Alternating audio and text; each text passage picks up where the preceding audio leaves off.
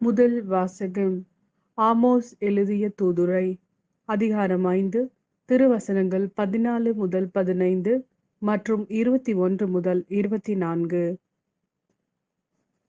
நன்மையை நாடுங்கள், தீமையை தேடாதீர்கள். அப்பொழுது நீங்கள் சொல்வது போல படைகளின் கடவுளாகிய ஆண்டவர் உங்களோடு இருப்பார். தீமையை வெறுத்து நன்மையை நாடுங்கள், நகர் வாயிலில் நீதியை நிலைநாட்டுங்கள். அப்பொழுது ஒருவேளை படைகளின் கடவுளாகிய ஆண்டவர் யோசேப்பின் வீட்டாரில் எஞ்சியிருப்போருக்கு இரக்கம் காட்டுவார். உங்கள் திருவிழாக்களை நான் வெறுத்து அருவருக்கின்றேன். உங்கள் வழிபாட்டு கூட்டங்களில் எனக்கு விருப்பமே இல்லை. எரிபலிகளையும் தானிய படையல்களையும் எனக்கு நீங்கள் செலுத்தினாலும் நான் ஏற்க மாட்டேன். கொழுத்த விலங்குகளை நல்லுறவு பலியாக செலுத்தும் போது நான் ஏறெடுத்தும் பார்க்க மாட்டேன். என் முன்னிலையில் நீங்கள் இரைச்சலிட்டு பாடும் பாடல்களை நிறுத்துங்கள்.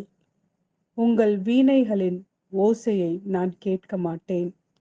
மாறாக நீதி வெள்ளமென பெருகி வருக, நேர்மை வற்றாத ஆறாக பாய்ந்து வருக.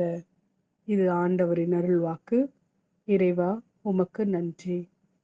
மத்தேயு எழுதிய நற்செய்தி.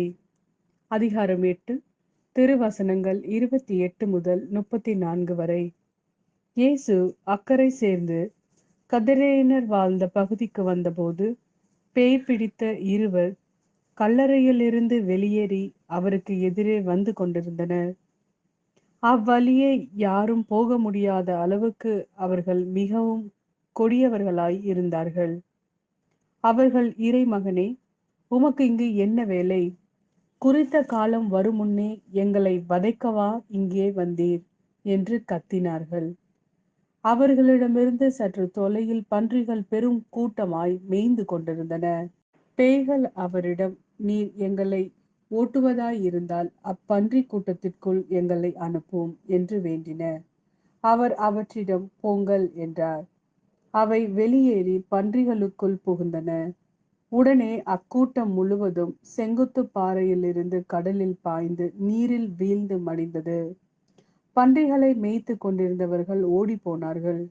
அவர்கள் நகருக்குள் சென்று பேய் பிடித்தவர்களை பற்றிய செய்தியையும் நடந்த அனைத்தையுமே அறிவித்தார்கள்.